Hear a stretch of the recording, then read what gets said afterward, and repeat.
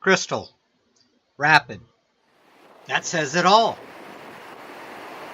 Crystal is the first in a string of rapids named after gems. The first and the biggest. Probably the most respected rapid in the canyon. Not because of the boat flipping hole at the top, but because of what awaits a swimmer below. An ugly rock garden of boulders. Definitely makes you want to stay upright. And I'm sure Paul was well motivated. Paul was the only one in our group that chose the gusto line. The rest of us chose to sneak it on the right. Basically as hard right as you could manage.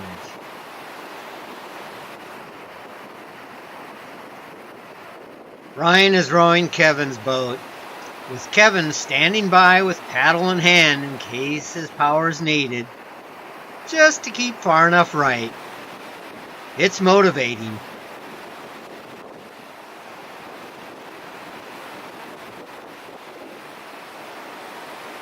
Basically as far right as one could muster, and you're only a boat length distance from the bank to that monster hole. Not a very big margin of error, but well within Ryan's skill level, huh? Wasn't always like this. Prior to a 14-inch rainstorm in December of 1966, Crystal was just a fun riffle named after the crystal clear waters of the side stream. That night, Crystal Creek was flowing 10,000 cubic feet a second, all on its own. A good portion of that was boulders and rocks and gravel, constricting the main river and accelerating it towards the humongous hole formed by the biggest boulder of all.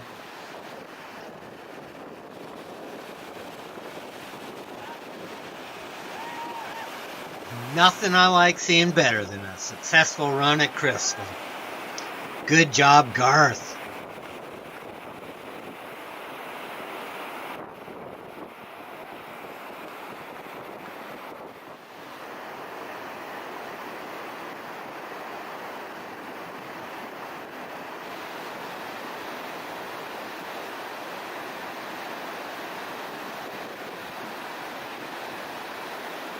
Tanner's holding his angle and position well, kissing the edge of both of those holes just enough to give Tuesday and Emily a visual thrill.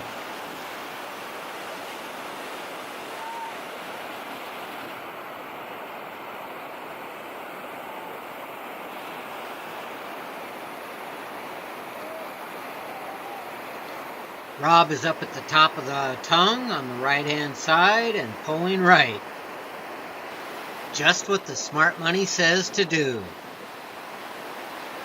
A few big flood events in 1983, 84, and 96, along with the relentless force of the river, has slowly softened the hole ever since that first boatman saw the new Crystal that morning in 1966, and has made the rapids somewhat easy. I said easier. Certainly far from the big easy it once was.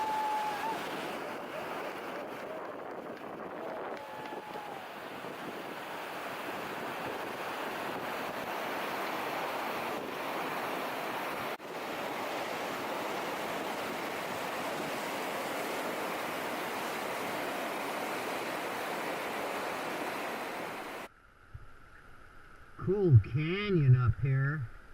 Wow.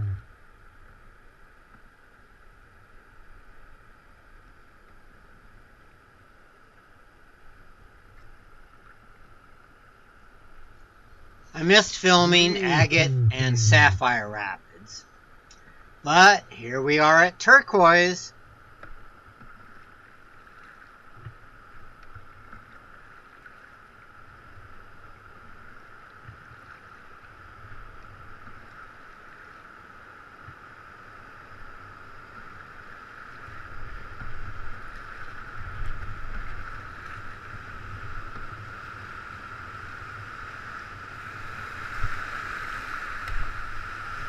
You know, to be honest, this rapid didn't look like that much at the top.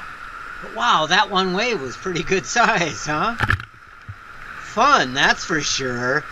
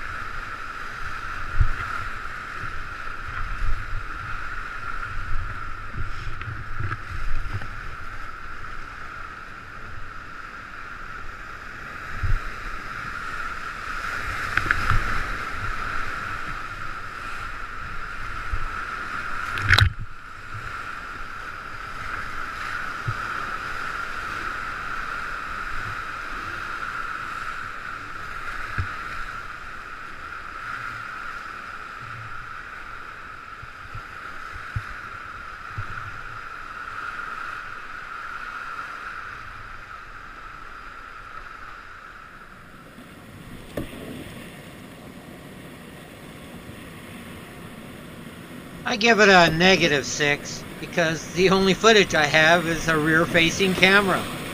Seems appropriate.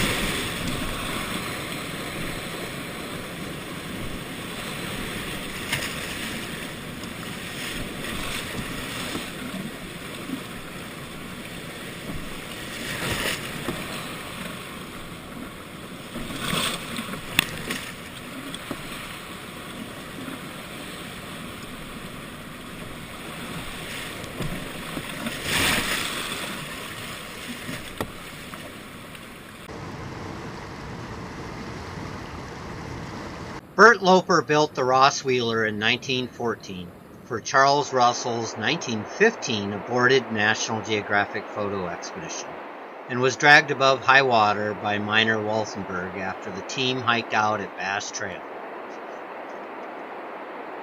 Now it's time to head downstream to Shun Mo Creek.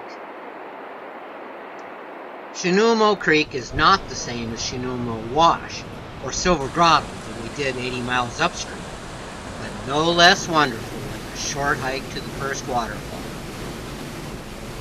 Shun Mo can be done as a canyoneering type loop from Bass Camp just upstream between here and the Ross Wheeler, or simply done from the river up until the waterfalls stop you. Depending on how adventurous that is, it can be as short as 150 yards or a mile or more.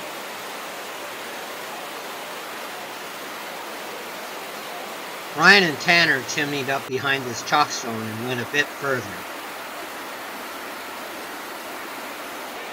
Kevin thought a freshwater rinse was better.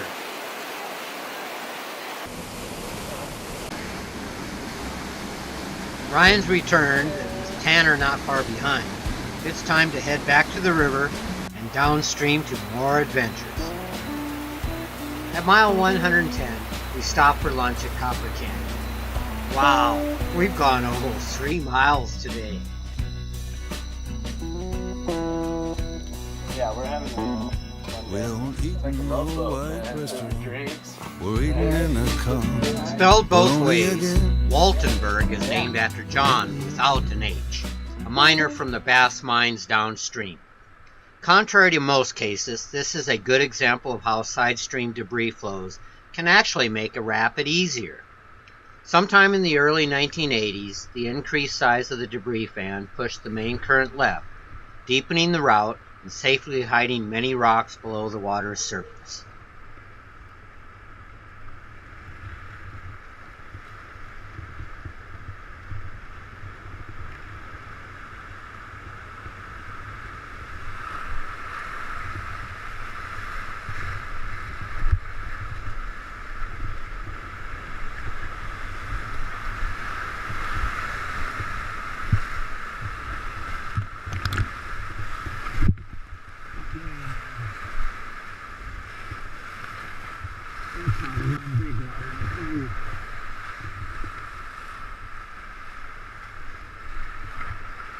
Dry as a bone.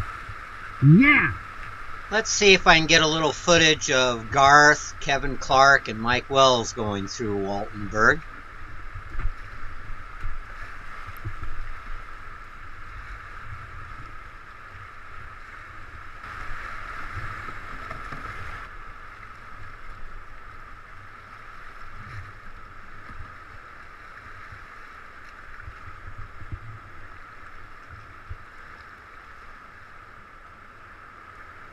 Yeah, baby! That was huge.